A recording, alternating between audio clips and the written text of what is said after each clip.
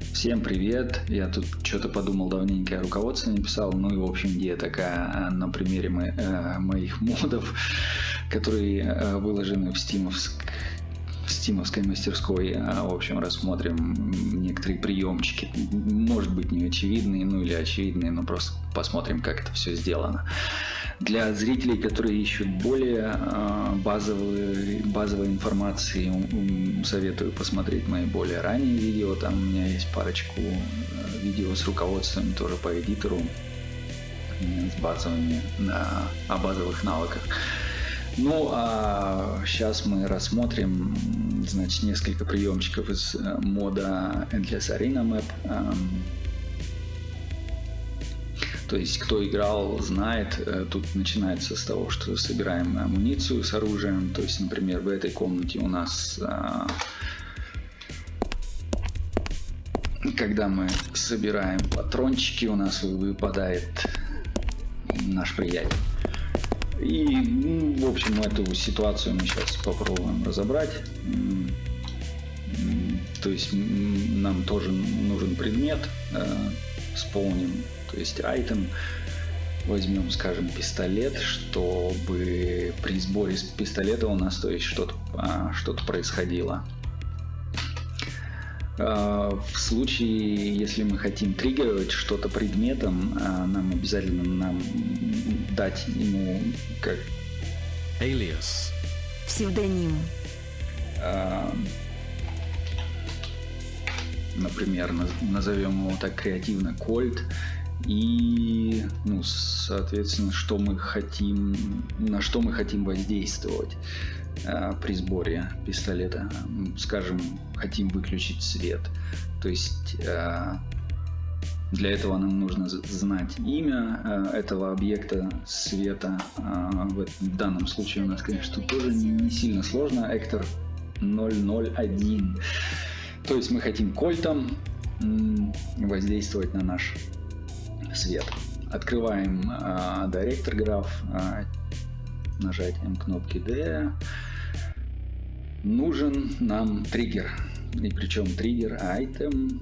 У него здесь только одна функция, on pick. То есть когда мы что-то берем, ну и собственно, что мы берем, мы указываем здесь в source.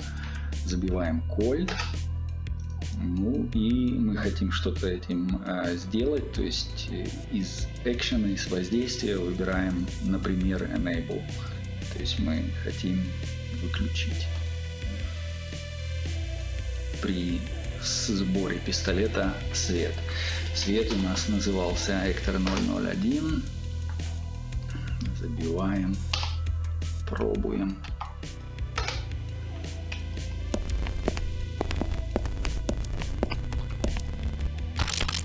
Работает, что и требовалось доказать. В общем, переходим тогда к следующему приемчику. Скажем, возьмем, ну, я думаю, например, наша любимая фича этого мода, то есть наши девочки, наши танцовщицы. Как это работает? Для этого нам, собственно, нужна одна моделька. В данном случае нам надо заспоунить актера, то есть у актера мы загружаем уже, ну, созданный игрой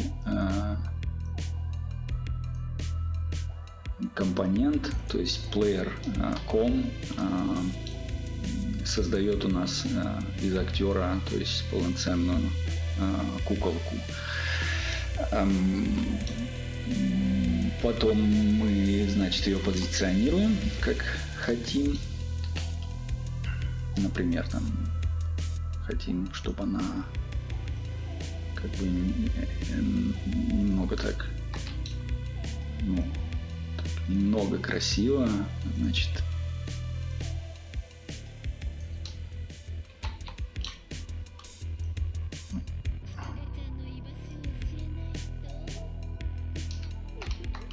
зацепилась за нашу любимую трубу.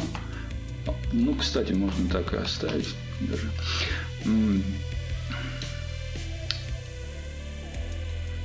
Немножко так откинувшись. В общем, нам желательно иметь один центр у нашей куколки и у трубы. То есть на то же самое место мы исполним снова актера и грузим компонент уже тоже, который уже существует. Трубу берем самую длинную, 16 на 128, скалируем ее немножко. Нам такая большая она, конечно, не нужна. Немножко центрируем оба объекта.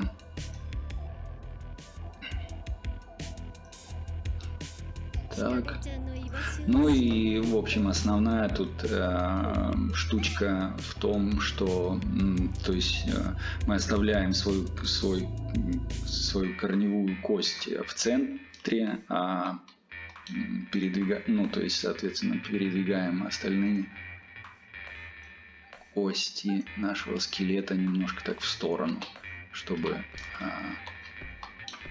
мы крутились по центру оси трубы, а не нашей попы. Так, в принципе, пойдет. Это немножко.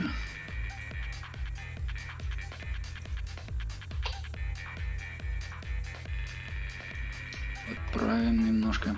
Ну и добавляем ротацию. То есть, получается, нашей куколки добавляем компонент Animation, Rotation. Крутиться мы будем вокруг Y, скажем, со скоростью минус 20.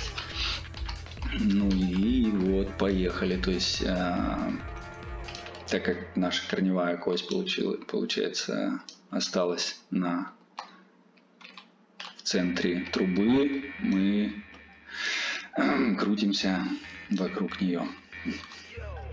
Давайте посмотрим, как это выглядит в игре. Ничего, так нормально выглядит.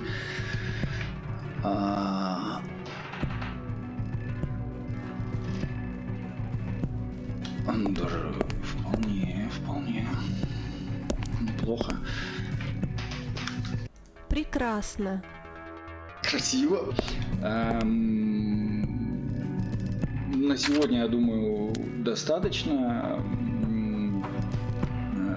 Ждите следующих видео. До новых встреч. Пока.